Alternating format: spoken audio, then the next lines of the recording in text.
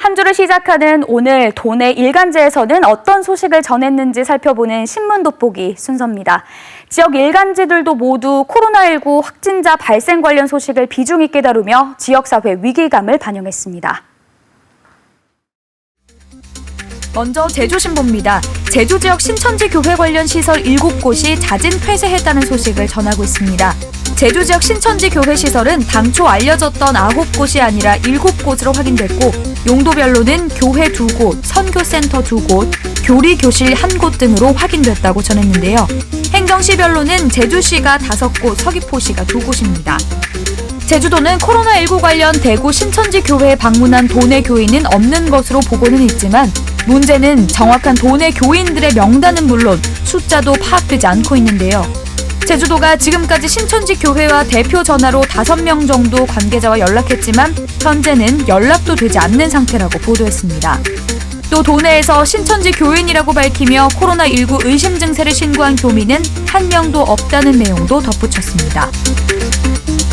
제주신보는 이어 사면에서 코로나19 확진자 발생 후 첫 주말 달라진 제주 지역의 도심 풍경을 전했습니다. 제주 지역 2번째 확진자가 방문한 서귀포시 편의점과 호텔, 대형 마트는 물론 도심 거리는 한산한 모습이고 주변 상권도 타격을 받으면서 상인들의 시름도 깊어지고 있다는 현장 분위기를 전했습니다. 다음은 한라일보입니다. 신문 2면에서 코로나19 여파로 21대 총선이 소용돌이에 빠졌다고 전하고 있습니다. 선거가 50여일 남은 가운데 현장에서 선거 운동이 위축되면서 정치 신인들이 소가리를 하고 있다고 보도했는데요. 제주시 미래통합당 구자헌 예비후보가 대민 접촉 선거운동을 전면 중단하겠다고 선언하는 등 대부분 후보들이 사람들과 만나 지지를 호소하는 선거운동을 자제하고 대신 SNS 선거운동을 강화하고 있다는 소식입니다. 손학규 바른미래당 대표가 필요하면 총선을 연기하는 것도 검토해야 한다고 밝힌 발언도 다루며 코로나19 한파가 몰아친 정치권의 분위기를 전했습니다. 한라일보는 코로나19 여파로 지난달 제주 지역 무역업계도 비상이라는 소식을 전했습니다.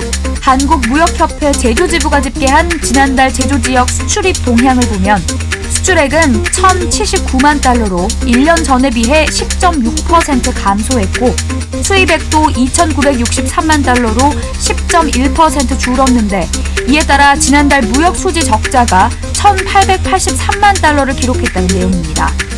코로나19 여파가 제주 경제 전반을 위축시키며 수출입 전반에도 우려가 더 커지고 있습니다. 이어서 재민일보 3면으로 가봅니다. 긴급 진단 기사를 통해 코로나19 우려가 커지고 있지만 도내 역학조사관이 모두 6명에 불과하다고 전했습니다. 이들이 지난달 말부터 현재까지 324명에 달하는 의사 환자에 대한 코로나19 감염 여부를 조사하고 있다고 전하고 있는데요.